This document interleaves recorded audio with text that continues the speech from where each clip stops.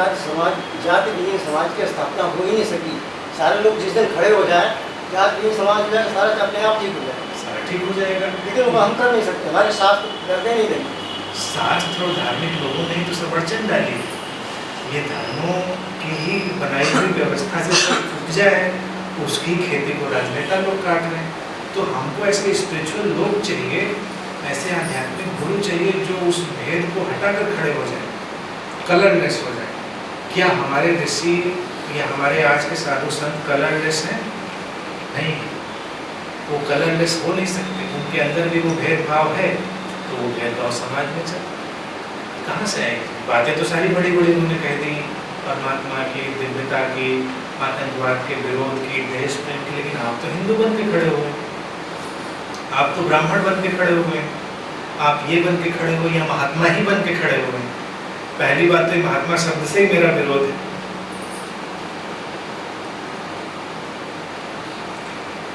इस शब्द से विभाजन तुरंत हीनात्मा का। आप महात्मा है तो कोई हीनात्मा है। अपने शंकराचार्यों को देखो, इंसानों की तरह बैठ नहीं सकते, उनको सिंहासन चाहिए, गद्दी चाहिए, तखत चाहिए। इंसानों की तरह से बैठ नहीं सकते कि आ जाए तो इसको सिर्फ बिठा दो, नहीं बैठे तो घेर से शुरू हो गया अपना से। आप कोई अच्छा सा सोफा ऑफर कर दो, उनको तो वो वाली चीज चाहिए, वो जो स्पेशल सिंहासन होता है, स्पेशल कुर्सी होती है। हमारी वजह स्पेशल नहीं है, ये तो काम चलाऊ है कि इसमें बैठ के बोलते हैं। हम तो वहाँ भी बैठ के बोल लेते हैं, यहाँ भी बैठ के, जहाँ बैठ के, आपके बीच में भी बैठ के बोल लेते हैं। तो ये स्पेशलिटी तो इन सारी बातों को अपने अंदर से गिरानी होगी, तब समाज के अंदर। और मैं अभी ये नहीं उम्मीद करता हूँ कि पूरा समाज बदल जाए, लेकिन कुछ ऐसे पैचेज, कुछ ऐसी पॉकेट्स तो हों जहाँ पर एक भेद रहित स्थिति हो, जहाँ पर कोई भेद ना हो, और शायद वहीं से उठी हुई ऊर्जा की तरंगें, वहाँ से उठी हुई तरंगें बहुत बड़ा बदलाव लाएं, तो फिर कोई आतंकवाद वगैरह नहीं होगा। तब तक मेन भाई उन सबसे प्रेम करें।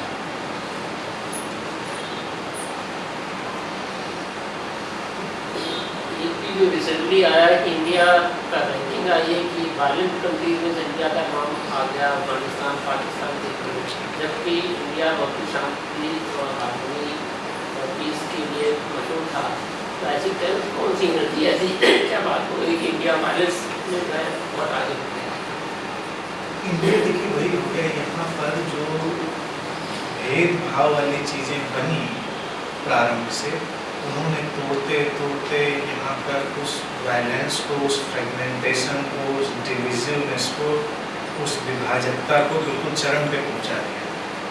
तो उस वजह से यहाँ पर अराजकता बहुत है। यहाँ पर हम कहते हैं यूनिटी इन डाइवर्सिटी, लेकिन कहने के लिए कहते हैं, केवल वो वीडियो बनाने के लिए शूटिंग करते हैं और गाना लिखते हैं, ऐसा सच वो कहीं नहीं। और ये पुराने हमारे धर्मों से चली आ रही है, जहाँ से उस विभाजकता को डाला गया। भगवान बुद्ध का जो काम था वो इसी चीज़ के प्रति रिवोल्यूशन था, रिवोल्ट था। जो पीछे सड़ गई मानसिकता थी उसको उखाड़ फेंकने के लिए उन्होंने रिवोल्ट किया, और इसीलिए उन्होंने एक ऐसे संघ का निर्माण करना चाहा जिसमें कोई धर्म, जाति, कोई चीज़ पूछी नहीं जाती थी। कोई भी उनके यहाँ आकर दीक्षा ले सकता था और उस संघ का उतना ही महत्वपूर्ण सदस्य बन सकता था जितना कोई भी था। ये व्यवस्था और कहीं नहीं थी। ये व्यवस्थाएं आमतौर से नहीं होती। फिर जातियां भी केवल जातियां उतनी ही नहीं रह गई हैं, फिर जातियां पदों की जातियां हो जाती हैं, फिर धन की जातियां हो जाती हैं, कम धन और ज़्यादा धन वालों की। वो ऐसा हमारे अंदर वायरस चला गया है कि कई महात्माओं को, इस शब्द से मुझे अड़चन है, मैं बार बार बता देता हूँ, फिर भी मुझे बोलना पड़ता है क्योंकि वो लोग अपने लिए ये शब्द इस्तेमाल करते हैं। कई महात्माओं के यहाँ इतना भेदभाव आपको दिखाई देगा, VIP कुर्सियाँ, फिर कम VIP, फिर जनरल। एक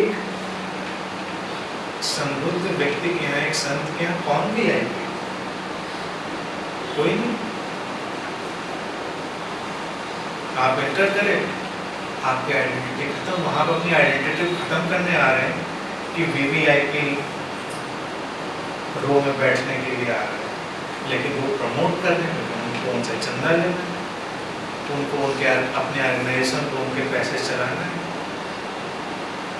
सारी अड़चने बनी रहेंगी। तो ये महात्मा लोग कैसे बदलाव लाएंगे? चाहे जितनी क्रांति के नारे लगा, एक वो व्यक्ति जो उनके ऑर्गेनाइजेशन को फंड कर रहा है, उसके आगे तो बिल्कुल वो मुँह छिलाने वाले अंदाज में ही घूमेंगे, और एक आम व्यक्ति उसका कोई मतलब नहीं। क्या उन महात्माओं में वो हिंसात्मक अहंकार दिखाई नहीं देता?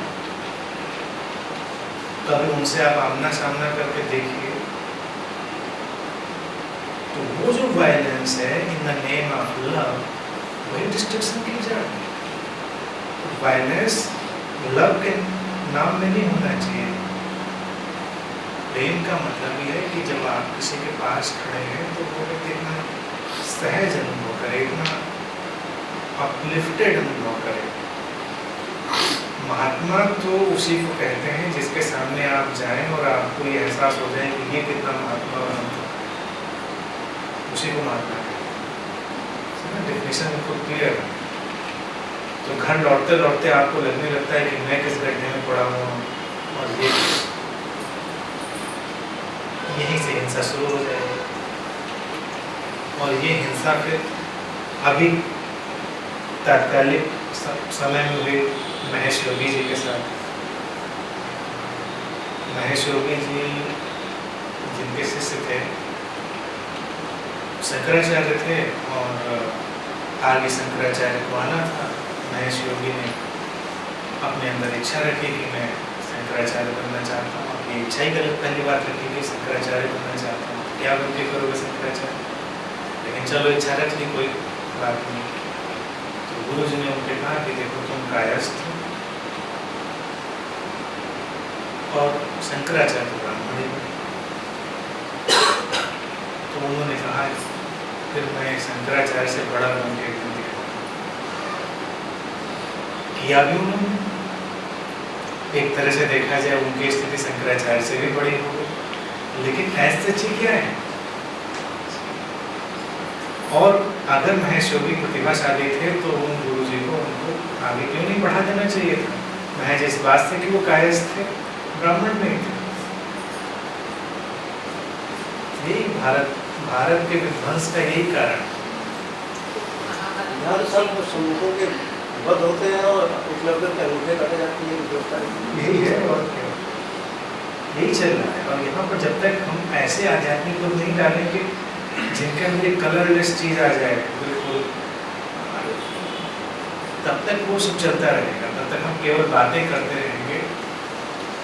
जैसे गांधी जी का उदाहरण देखा जाए, वो कहते थे कि हिंदू मुस्लिम सब एक हैं, लेकिन वो अंतिम समय तक हिंदू ही बने रहे। हाथ में गीता ही लिए रहे और समाधि पे हे राम ही लिखवाया। तो ये टीचिंग काम कहाँ आने वाले थे कि हिंदू मुस्लिम में?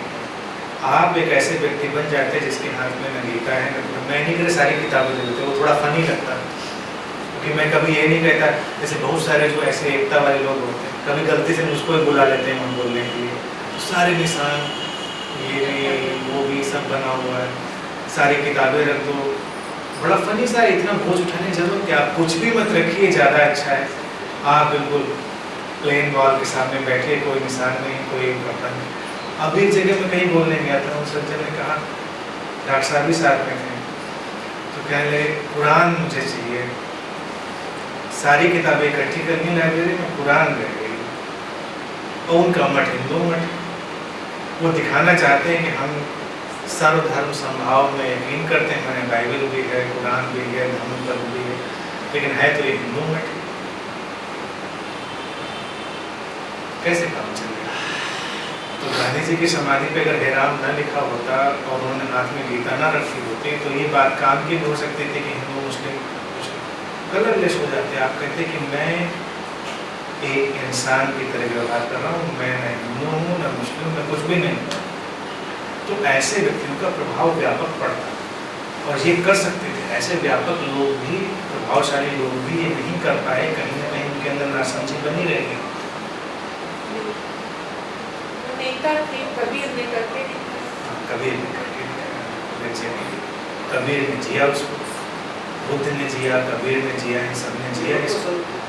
वो सब ये तो सारे लोग बस करने के लिए कह रहे हैं। तो मैं तो कभी ऐसे धार्मिक लोगों को देखना चाहता हूँ जिसे आप देखें तो आप समझ ही ना पाएं कि ये क्या है।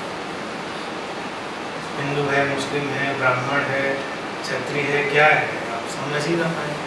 अब हिंदू तो उसकी एक अलग वेशभूषा होगी, चीवर होगा। अब कितनी मेहनत से इन लोगों ने पैदा किया है ये विध्वंस, मुझे तो ताज्जुब होता है। सरलता तो कितनी सिंपल, जैसे अगर मान लीजिए साधु वाला कपड़ा ही पहनना हो तो कितना मुश्किल है। जब मैं आपके यहाँ ढूंढूँ तो मुझे कितनी मेहनत पड़ेगी वो कपड़ा ढूंढने के लिए, उसको रंगवाने के लिए। अब तो जो मिले आप पहन लीजिए।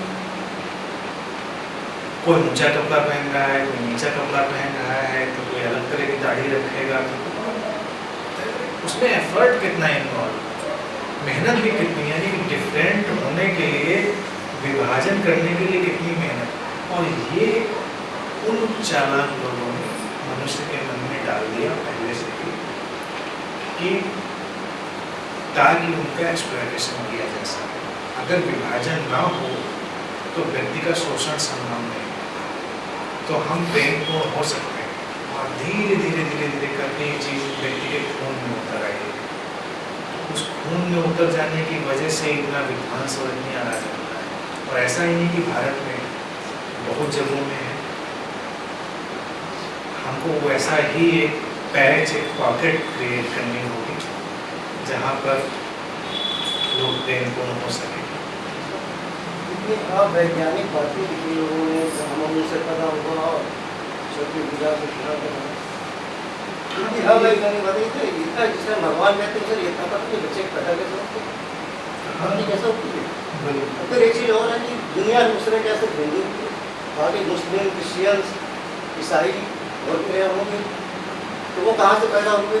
या शुरुआत में कोई नहीं रहा होगा। अगर बिल्कुल आप पीछे लौट जाएं तो पीछे तो इंसान बस इंसान ही रहा होगा। ये बहुत ही चालाक लोग थे जिन लोगों ने सारा विध्वंस का सिस्टम पैदा कर दिया, और उससे ही सारी विसंगतियाँ आज तक पैदा हैं। इसीलिए मैं बहुत शास्त्रों में यकीन नहीं करता हूँ। जब लोग कहते हैं शास्त्रों में बात ऐसी लिखी हुई है, तो लिखी होगी शास्त्रों में, अगर आज मुझे गलत नज़र आती है तो गलत है। कई पॉपुलर शास्त्र हैं जिनका रोज पारायण होता है, क्या उनमें कई लाइनें काटी नहीं जा सकती? मेरा वस्त्र तो वो एडिट करके मैं छपवाऊँ, लेकिन कई लोगों से बातें हुई तो वे कहते हैं कि ये क्षेपक है। दूसरों ने दो बातें उठती हैं, या हमारे पूर्वज इतने कमजोर थे कि हम अपने धर्म ग्रंथों की रक्षा तो न कर सके, कितना ज्ञान क्षेपक हो गए। फिर आज क्या हम इतना प्रबंधनीय है, हमारे विद्वान नहीं है उन चीज़ों के साथ बता रहे हैं, काट के छाट के जो सही हो उसे छापे। देखिए पॉइंट इसमें एक और पॉइंट ये है, मैं इसका जो सबसे आज की अंतिम बात कह रहा हूँ, सबसे जो महत्वपूर्ण पॉइंट है कि क्षेपक की बात जो है उसको कहते हैं प्रोजेक्टेड एडेड। ये तो संभावना हमेशा खुली ही रहती है।